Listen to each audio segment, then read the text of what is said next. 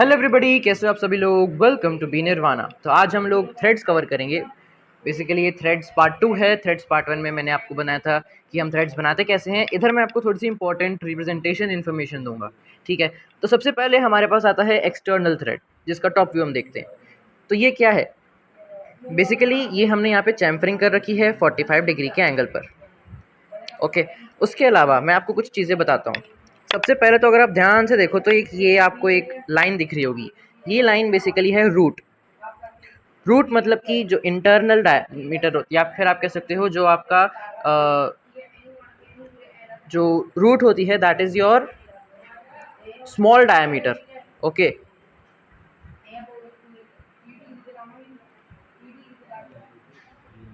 और जो ये मैं रेड से बना रहा हूँ, जो ये बाहर वाली आउटर एज दिख रही है, ठीक है, दैट इज योर क्रेस्ट। ठीक है, that is your outer diameter.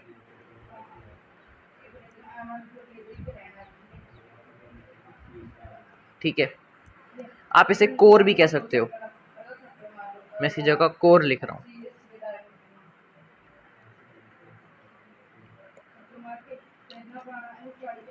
Okay, तो हम इसे रिप्रेजेंट कैसे करते हैं। यहाँ पे कंटिन्यूअस थिन लाइन आएगी।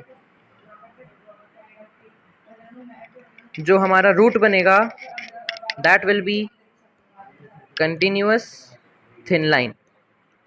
ओके, और हमारा जो क्रेस्ट बनेगा that will be continuous thick line. Okay, अब इसकी आप इस साइड व्यू देखो। तो साइड व्यू के अंदर आपको दिख रहा होगा कि ये हमने एक बड़ा सर्कल बनाया हुआ है और उसके बाद हमने एक 3/4 सर्कल बनाया हुआ है, ये वाला, राइट। तो ये एक रिप्रेजेंटेशन होती है किसकी, आपके इस एक्सटर्नल थ्रेड की। मतलब आपके पास एक ऐसा थ्रेड है जो एक्सटर्नली हुआ है, मतलब इसकी कुछ ऐसे ऐसे जा रहा है ये। ओके, यहाँ पे हमारा हेड है, ठीक है। तो ये बेसिकली एक स्टड का है वैसे तो फिगर, ठीक है। तो इसके अंदर आपको क्या चीज़ इंपॉर्टेंट ध्यान रखने वाली है, वो है ये कि कोर डायमीटर जो होता है वो थिन होता है, और जो 3/4 सरकमफ्रेंस का होता है कोर डायमीटर, और आउटसाइड का जो डायमीटर होता है वो पूरा थिक होता है और वो पूरा 360 डिग्रीज होता है। फिर हमने इधर आपको सेक्शनिंग करके दिखा दी, जिसके अंदर हमारे बीच में जो यहाँ पे है क्या है, ये आप कह सकते हो टेपर्ड होल है, या फिर आप कह सकते हो छोटी सी हमने शाफ्ट बनाई हुई है, और इसकी रिप्रेजेंटेशन हमने करी हुई है यहाँ पे। तो ये आप कह रहे हो कि ये क्या है, ये हमारा ये हिडन वाला सर्कल है, ठीक है। और ये भी सेम, क्योंकि एक्सटर्नल थ्रेड है तो इसलिए हमने यहाँ पे इसको ऐसे बनाया हुआ है,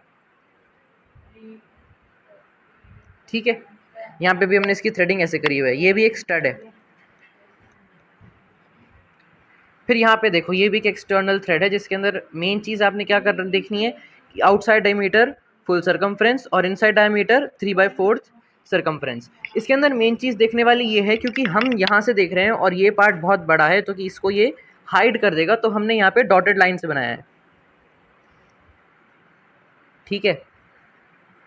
बेसिकली ये कहाँ यूज़ होएगा, इसका यूज़ भी मैं यहाँ पे लिख देता हूँ आप सभी के लिए। यूज़ है इसका कहाँ पे, जब आप हेक्सागोनल बोल्ट बनाओगे ना तब, तो आपको वो चीज़ तब यहाँ पे ध्यान रखनी है। फिर हम बात करते हैं इंटरनल थ्रेड्स की। तो इंटरनल थ्रेड्स के अंदर क्या है, इनके अंदर भी अंदर बिल्कुल आप कह सकते हो उल्टी चीज़ हो जाती है। दैट इज़ कि इनका बाहर का जो डायमीटर होता है दैट इज़ योर 3/4 सरकमफ्रेंस। मतलब ये कि जो बाहर का डायमीटर होता है एक इंटरनल थ्रेड के अंदर दैट इज़ योर रूट, और जो अंदर का डायमीटर होता है that is your crest. Okay, बस ये चीज़ आपको ध्यान रखनी है। इसके अंदर बाकी सब चीज़ें भी सेम है। अब हमने यहाँ पे आपको एक पूरा इसका फ्रंट व्यू ये रहा, जिसके अंदर हम इसे कैसे रिप्रेजेंट करेंगे, डैश डॉट लाइन से, क्योंकि एक सर्कल है, सेंटर है। ओके, तो वो भी हम डैश डॉट लाइन तो हमने सभी में यूज़ करी है, क्योंकि हमारा ये वो है ना, एक सर्कल है, होल है। और यहाँ पे डॉटेड लाइन्स क्यों, क्योंकि हमारी ये हिडन एज हो जाएगी। फिर हमने बात करी थी इंटरनल थ्रेड पॉकेट होल के बारे में। अब हम बात करते हैं इंटरनल थ्रेड पॉकेट होल के बारे में। तो इसके अंदर क्या है, हमने एक पॉकेट होल करा हुआ है और उस पॉकेट होल की हमने थ्रेडिंग करी हुई है, समझ रहे हो।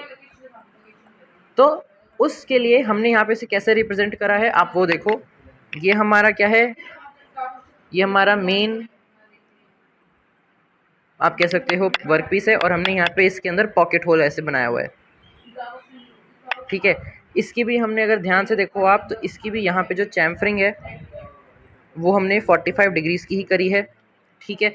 इसके अलावा ये जो होगी, ये क्या है, ये इसकी रूट है, और ये क्या है, ये इसकी क्रेस्ट है, ओके। बस सेम चीज़ इसमें है। अब अच्छा, एक और चीज़ मैं आपको यहाँ पे बता देता हूँ, किस में बताता हूँ, यहीं बता देता हूँ।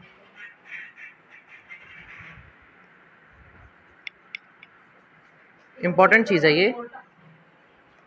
आपने देखा होगा कि ये यहाँ तक हमारा पूरा जो है थ्रेड जा रहा है, उसके बाद एक ये कंटिन्यूस थिक लाइन आ रही है, राइट। तो ये कंटिन्यूस थिक लाइन क्या है, बेसिकली जहाँ पे आपका थ्रेड एंड हो जाता है ना, तो उसे कहते हैं हम कंटिन्यूस थिक लाइन। वहाँ पे हम उसे किस चीज़ को कहते हैं हम, थ्रेड लिमिट। मतलब हमने लास्ट जो हमारी थ्रेडिंग की लिमिट है वो हमने सेट कर दी कि बस इसके आगे नहीं होगा, तो उस लाइन को हम थ्रेड लिमिट कहते हैं, जहाँ तक हमने अपनी लास्ट थ्रेडिंग दी हुई है। उसके बाद हमारा ये बिल्कुल एक परफेक्ट सिलेंडर है, ठीक है। फिर हमने ये बता दिया था। इसके बाद हम आते हैं असेंबली ऑफ थ्रेड्स पे। मतलब ये कि अगर आपने किसी एक असेंबली में अगर आपने अपने थ्रेड को प्लेस करा हुआ है, तो आप उसे कैसे दिखाओगे। सो दैट इज़ कि external thread always shown covering in the internal thread in section. मतलब कि सेक्शन के अंदर हमेशा आपको ये ऐसे कवर करते हुए ही दिखाना है, ठीक है। और जो डॉट लाइन्स होंगी वो सेम थिकनेस की होंगी हिडन पार्ट के लिए। मतलब कि यहाँ पे जो डॉट लाइन्स बनाओगे वो भी आप सेम थिकनेस की ही बनाओगे, ठीक है। ये पूरा आपका थ्रेड है, इसकी भी चैम्फरिंग आपकी 45 डिग्रीज की है, ओके। सो एक और इम्पॉर्टेंट चीज़, ये इसको मैं रेड कलर से मार्क कर देता हूँ। लीड क्या होती है, मैंने आपको पिछली वीडियो में बताया था, दैट इज़ कि एक टर्न में हमारा कितना जो स्क्रू है वो एडवांस करता है, ठीक है। तो lead equals to n pitch, ठीक है। पिच क्या होती है ये भी बता चुका हूँ। तो एन क्या होता है, N is actually the number of starts.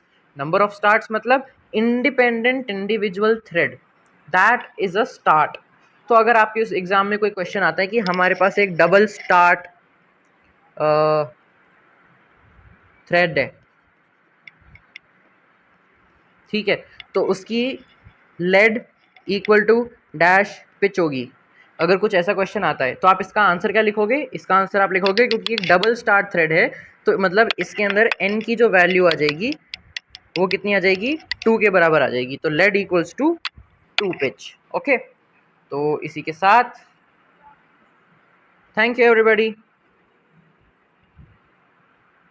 ठीक है। वैसे